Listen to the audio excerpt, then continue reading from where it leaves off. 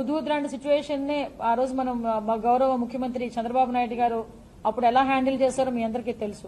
కాబట్టి ఇప్పుడు కూడా అంతకన్నా బెటర్ ఎక్విప్మెంట్ తో ఎంత మేరకు అంటే ఇందాకే మన సాయి ప్రసాద్ గారు చెప్తున్నారు, ఎప్పుడు ఉన్న సైక్లోన్ ప్రిపరేటరీ కన్నా ఈసారి మనం ఇంకొంచెం ఎఫెక్టివ్ వేలో ముందుకెళ్తున్నాం. టెక్నాలజీని బేస్ చేసుకుని ముందుకెళ్తున్నాం. టెక్నాలజీని బేస్ చేసుకోవడం కూడా ఎంత బేస్ చేసుకుంటున్నామంటే వాళ్ళకి టేబులర్ ఫామ్ కూడా ఇచ్చి ఆన్లైన్ లో ఎక్కడైనా ఏమైనా ఇబ్బంది అయితే ఏ డిపార్ట్మెంట్ లో ఇబ్బంది అయినా కూడా అక్కడ టేబులర్ ఫామ్ లో కనుక మాకు ఇన్ఫార్మ్ చేస్తే ఇమీడియట్ గా ఇక్కడ డిజాస్టర్ మేనేజ్మెంట్ ఆఫీస్ కి కూడా అది చేరే పరిస్థితి. అదేవిధంగా శాటిలైట్ ఫోన్స్ ఇంతకు ముందు చాలా తక్కువగా ఉండేవి. Satellite phones high frequency phones దగ్గర నుంచి శాటిలైట్ ఫోన్స్ వరకు ఎక్కడైనా ఇమీడియట్ గా వాళ్ళకి సిగ్నల్స్ లేక వాళ్ళు ఎవరైనా ఇబ్బంది పడితే కనుక విత్ శాటిలైట్ ఫోన్స్ ముందే అక్కడ డిప్లాయ్ చేస్తాం. అంటే ఏదో తుఫాన్ వచ్చింది తర్వాత ఫోన్స్ అన్ని పట్టుకుని ఆఫీసర్లు వెళ్ళడం అని కాదు. At the same time electrical department వాళ్ళకు కూడా ఇన్స్ట్రక్షన్స్ ఇవ్వడం జరిగింది.